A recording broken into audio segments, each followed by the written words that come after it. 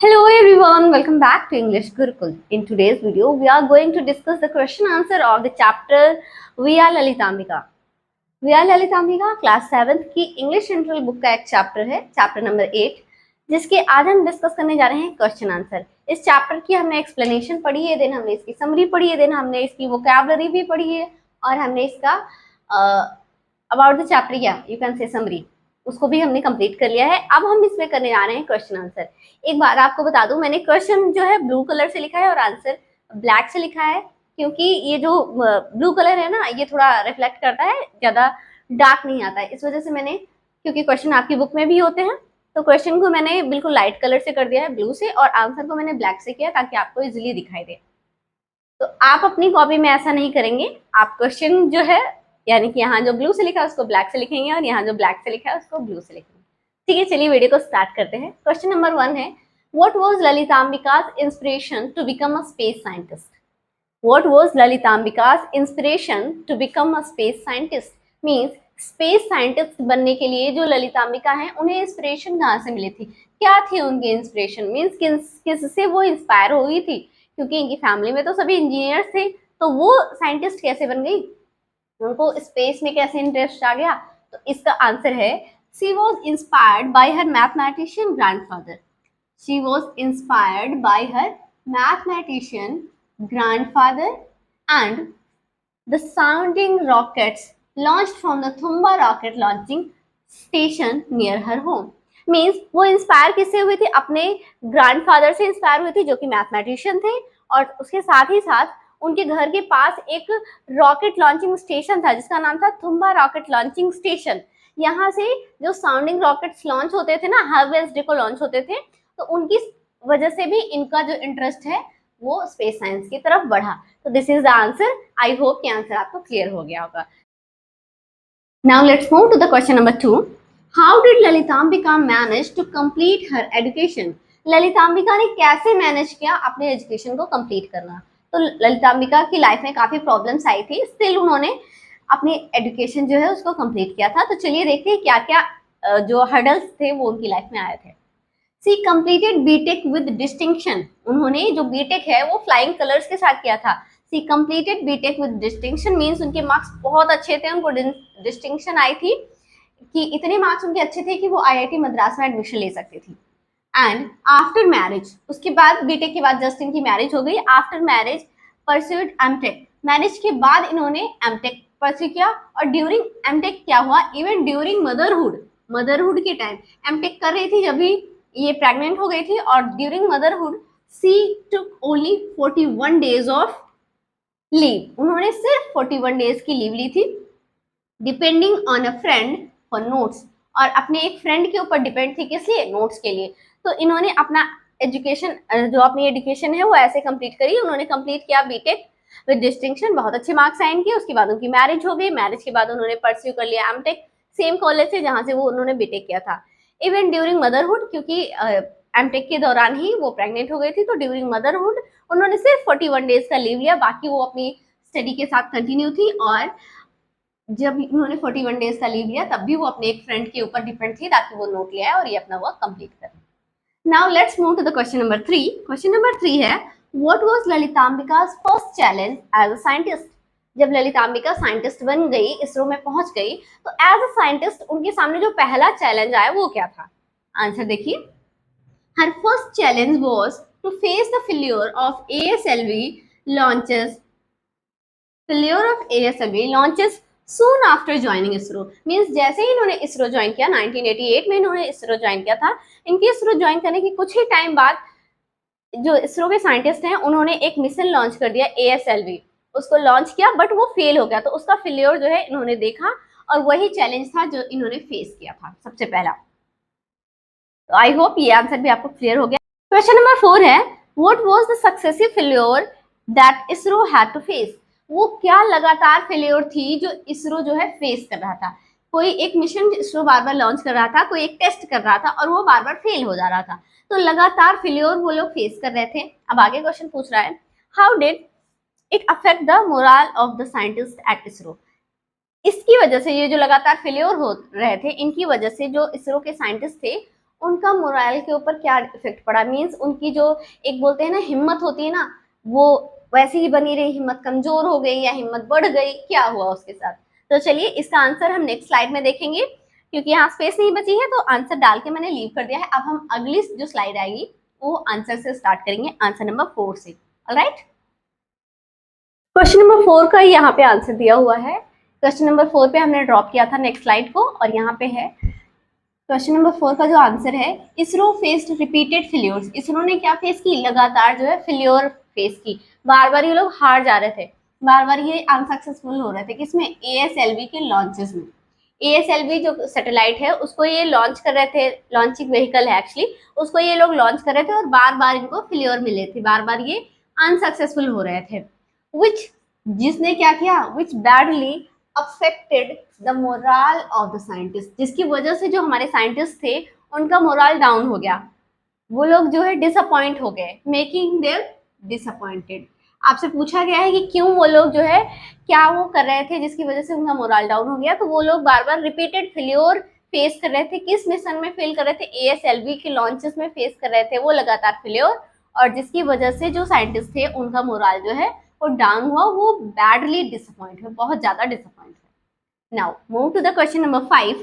Question number 5 आपसे कह रहा है, how did ISRO scientist overcome the failures and work towards a successful satellite launching in 1994।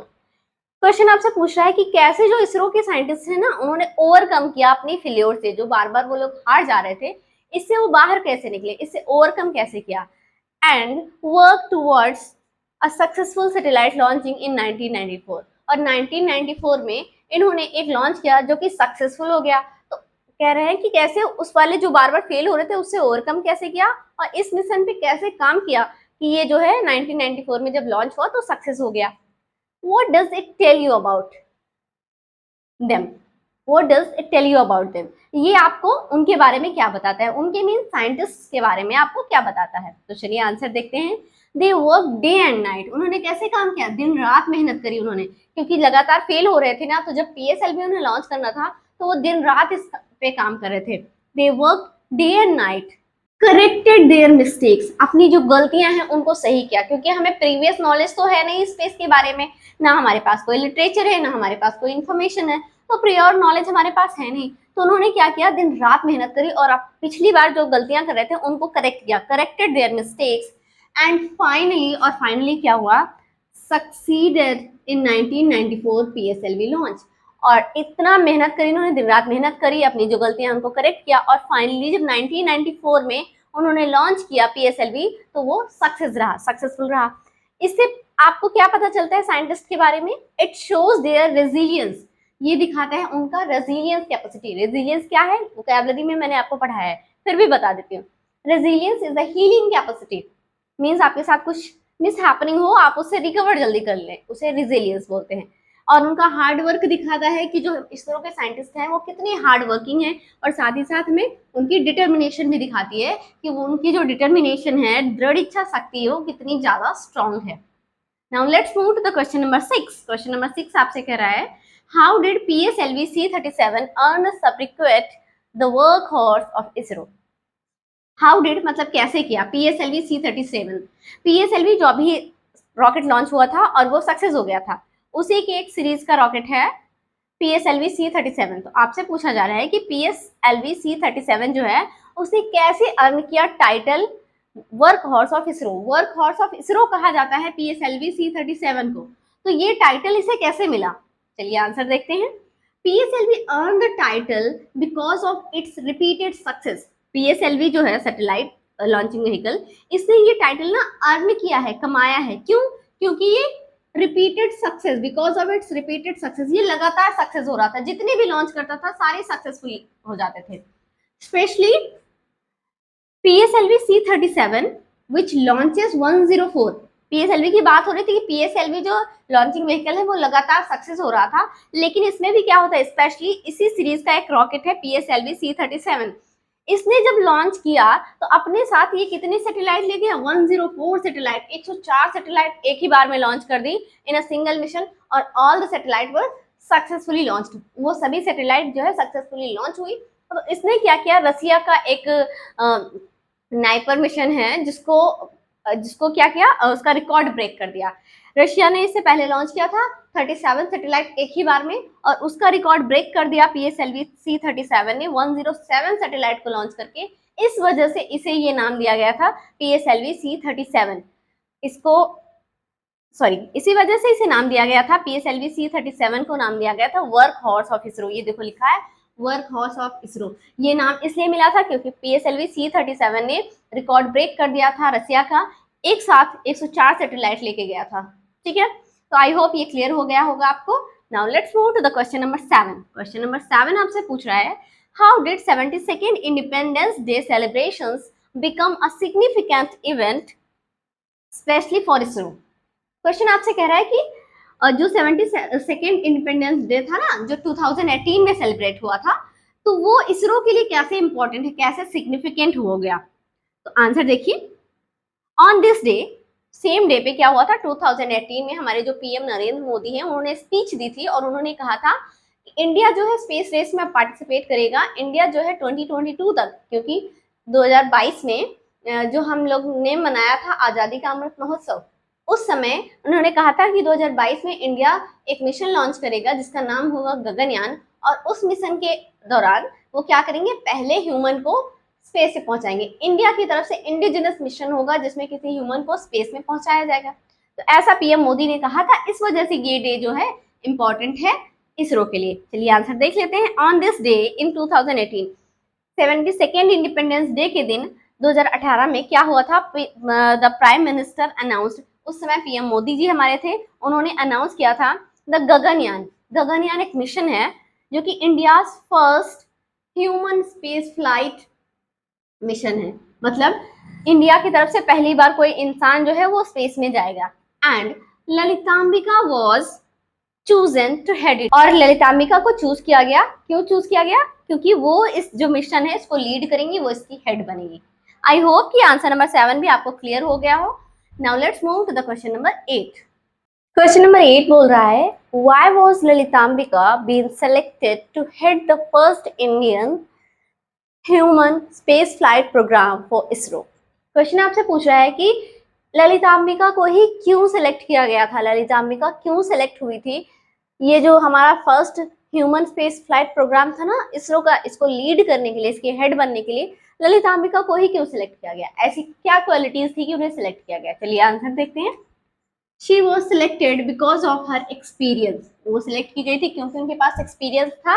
आपने during chapter पढ़ा होगा कि उनके पास 3 डिकेड्स का एक्सपीरियंस था। मीन्स एक डिकेड में 10 ईयर्स होते हैं, तो उनके पास 3 डिकेड्स का एक्सपीरियंस था। मीन्स उनके पास 30 ईयर्स का एक्सपीरियंस था। 30 ईयर्स उन्होंने इसरो में काम कर रखा था, तो एक्सपीरियंस उनके पास बहुत ज़्यादा था। लीडरशिप क्वालिटी थी बिकॉज वो बहुत सॉफ्ट स्पोकन थी, बहुत हम्बल थी, इस वजह से उनके अंदर लीडरशिप क्वालिटी भी थी। साथ ही साथ टेक्निकल एक्सपर्टीज भी थी। उन्होंने काफ़ी टाइम ऑटो पायलट इंजन के साथ वर्क किया था, मतलब उसकी जो टीम थी उस टीम में ये भी थी, तो इनके पास टेक्निकल एक्सपर्टीज भी थी। And long service eight ISRO, और इसरो में उन्होंने बहुत लंबी सर्विस दी थी 30 ईयर्स की। These all are the reasons that Lalitambika was got selected for the head of human space flight program for ISRO. All right? I hope कि आंसर समझ में आ गया होगा। जो ललितांबिका है उन्हें इसलिए सिलेक्ट किया गया था क्योंकि उनके पास एक्सपीरियंस था बहुत ज़्यादा, वो उनके पास लीडरशिप एबिलिटी थी, मतलब चीज़ों को लीड कैसे किया जाता है उसकी एबिलिटी थी। उनके पास टेक्निकल एक्सपर्टीज थी, टेक्निकली जो चीज़ें टेक्निकल होती हैं उनके बारे में उनको नॉलेज था, और इसके साथ ही साथ उन्होंने इसरो में एक लंबी सर्विस दी थी। ये सभी रीजंस थे जिनकी वजह से ललितांबिका को सिलेक्ट किया गया था एज अ हेड। ठीक है, नेक्स्ट क्वेश्चन हमारा है क्वेश्चन नंबर 9। क्वेश्चन पूछ रहा है व्हाट इज गगनयान। गगनयान क्या है। गगनयान एक मिशन है इंडिया का जिसमें ह्यूमन को, इंडिया में से एस्ट्रोनॉट्स को स्पेस में भेजा गया था। देखिए आंसर देख लेते हैं। Gaganyaan is India's first human space flight mission. Gaganyaan क्या है। गगनयान इंडिया का पहला ह्यूमन स्पेस फ्लाइट मिशन है। इसका एम क्या था, एमिंग मतलब इसका उद्देश्य ये था कि to send Indian astronaut into space. इसका उद्देश्य ये था कि हम इंडियन एस्ट्रोनॉट जो है ना, इंडिया के जो एस्ट्रोनॉट हैं उनको स्पेस में भेज सके, क्योंकि USA ने भेज दिया था अपने, रशिया ने भेज दिया था अपने एस्ट्रोनॉट, चाइना भी भेज चुका था, इंडिया ने नहीं भेजा था, इस वजह से ये मिशन लॉन्च किया गया जिसके अंतर्गत इंडिया के जो एस्ट्रोनॉट्स थे उनको स्पेस में भेजा गया। तो this is called Gaganyaan. All right. Now let's move to the question number 10. It is the last question of this series. How is Lalitambika's experience at ISRO as a woman scientist? Question पूछ रहा है कि ललितांबिका जी का जो experience था ना इसरो में as a woman scientist वो कैसा रहा, क्योंकि इसरो में ललितांबिका जी के साथ जो है मैक्सिमम मेल काम कर रहे थे, मोस्टली वो मेल डोमिनेटेड सोसाइटी वहां पे थी, सारे मेल थे, ये फीमेल थी। तो इनसे पूछा गया था कि आपका एक्सपीरियंस कैसा रहा इसरो में, तो वो अपना एक्सपीरियंस बताती हैं कि वो जो इसरो जो स्पेस एक ऑर्गेनाइजेशन है वो जेंडर न्यूट्रल है, वहां पे जेंडर की बेसिस पे बायस नहीं किया जाता, किसी के साथ भेदभाव नहीं किया जाता, सभी को इक्वल अपॉर्चुनिटी मिलती है आगे बढ़ने की, सभी को इक्वली नर्चर किया जाता है। और साथ ही साथ इन्होंने ये भी बोला था कि वहाँ सब लोग बहुत सपोर्टिव हैं, बहुत ज्यादा सपोर्टिव हैं, सबको आगे लेके चलते हैं। तो ये सारी चीजें इन्होंने बताई थी, अपना एक्सपीरियंस शेयर किया था। चलिए आंसर देख लेते हैं। She founded ISRO a gender neutral work place. उन्होंने पाया कि जो इसरो है वो जेंडर न्यूट्रल वर्क प्लेस है, मीन्स वहाँ जेंडर के बारे में किसी को बात करने का टाइम ही नहीं, कोई जेंडर के बारे में नहीं बात करता, that you are man, I am a woman, ऐसे कोई बात ही नहीं करता है, वो जेंडर न्यूट्रल है, वहाँ जेंडर के बारे में कोई बात ही नहीं करता। आगे देखते हैं। Where no one think about gender, वहाँ जहाँ पे कोई भी इंसान सोचता भी नहीं जेंडर के बारे में, भाई बात करना तो छोड़ो, सोचता तक नहीं कोई जेंडर के बारे में। She calls it very liberating and supportive.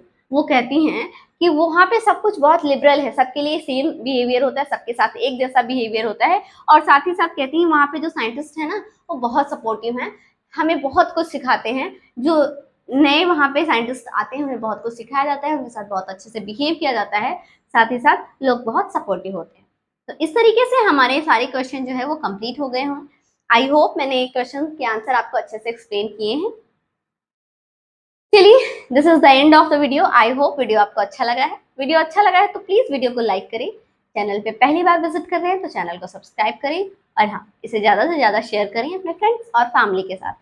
मिलते हैं हमारे नेक्स्ट वीडियो में, टिल देन बाय बाय।